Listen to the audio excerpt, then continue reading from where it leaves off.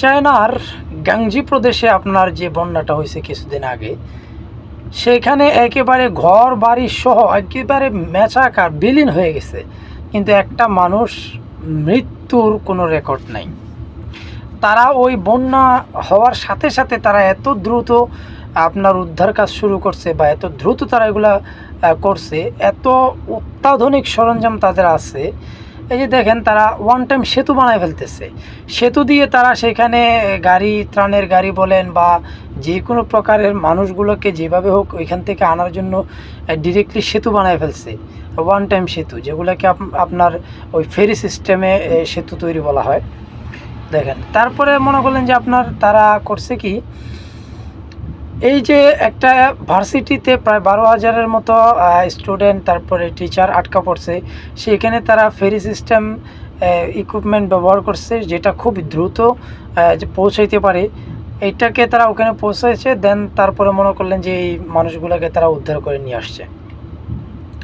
তারপরে তারা দেখেন এই প্রদেশ থেকে ওই প্রদেশ তারা মানুষ নিয়ে স্থানান্তর করতেছে।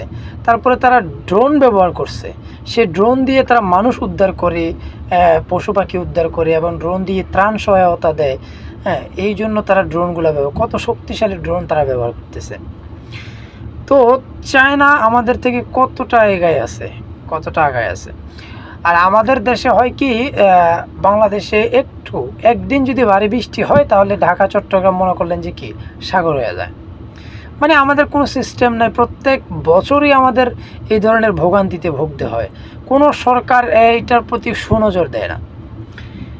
তো মনে করলেন যে জাপানে যদি আপনি যান, জাপানে 365 দিনের মধ্যে 300 দিনই তারা ভূমিকম্প হয়, তারপরে সপ্তাহে 7 দিনের মধ্যে 5 দিনই তাদের সুনামি হয়। তারা তাদের উদ্ধার কাজ, তাদের ইকুইপমেন্ট এত শক্তিশালী করছে যে সকালে সুনামি আসবে, আপনার বিকালে সেটা শেষ। পানি আসবে, পানি আসার সাথে সাথে তারা মনে করেন যে বিভিন্ন শক্তিশালী মোটর পাম্প বসায় দেয়, সে পাম্পগুলো পানিগুলোকে দ্রুত বাইরে ফেলে দেয়। সাগরের পাশে এত উঁচু, এত শক্তিশালী দেওয়াল ভেদ করেও পানি আসে, সে পানিগুলোকে দ্রুত আবার তারা কি 3 থেকে 4 ঘন্টার মধ্যে আপনার পুরো শহরের পানি তারা আবার সাগরে ফেলে দেয়। এত শক্তিশালী ইকুইপমেন্ট তারা ব্যবহার করে।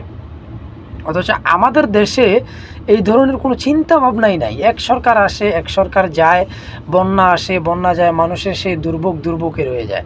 মাঝখান দিয়ে অনেকেই ত্রাণ বিতরণ করে, এই করে সে, বা এই ত্রাণ বিতরণ দিয়ে তো আপনি কোনো সমাধান করতে পারবেন না। এইভাবে ত্রাণ বিতরণ কয়দিন দিবেন, আপনি কয় বছর দিবেন? এটা তো পার্মানেন্টলি কোনো না। আমাদের পার্মানেন্ট একটা সলিউশন প্রয়োজন। আমাদের এই যে নদীর পাশে যে ভোলা বলেন, মেঘনা নদীর আশেপাশে বা প্রত্যেকটা যে নদী ভাঙ্গন হয়, এই নদী ভাঙ্গন বিশাল প্রাচীর করতে হবে আমাদের। তারপরে ধরেন এই চট্টগ্রাম বলে, ঢাকা শহর বলেন, চট্টগ্রাম বলেন, হ্যাঁ, তাদেরকে এই যে শহরের ভিতরে যে পানি জমা হয়ে থাকে, এই পানিগুলোকে আমাদের শক্তিশালী মোটরের মাধ্যমে সেই পানিগুলোকে আবার সাগরে নেওয়ার মতো ব্যবস্থা করতে হবে। তারপরে ধরেন এই যে চট্টগ্রামের যেহেতু এটা বন্দর ভিত্তিক শহর, পুরো এলাকাতে মনে করলেন যে শহরের পুরো পাশে আপনার শক্তিশালী দেওয়াল দিতে হবে। দেওয়াল দিয়ে তারপর পানি, বৃষ্টির পানি যেটা জমা হবে, প্রত্যেকটা জায়গায় সুইচ গেট করতে হবে। এই সুইচ গেটের মাধ্যমে পানি যেন শহরের ভিতরে ঢুকতে না পারে, আবার ভিতরের পানি যেন তাড়াতাড়ি শহরের বাইরে ফেলা যায়, সেজন্য শক্তিশালী মোটর ব্যবস্থাপনা করতে হবে। মানে এইগুলো কে করবে ভাই? আর কবে এগুলা? বন্যা আসতেছে, বন্যা যাবে, মানুষের দুর্ভোগ, এইভাবে কি প্রত্যেক বছরই আমাদেরকে এইভাবে ভুগতে হবে? এটার কোনো পার্মানেন্ট সলিউশনের কোনো প্রয়োজন নাই। কোনো সরকারের কি এই উদ্যোগটা নেওয়া উচিত না? এইভাবে আর কত?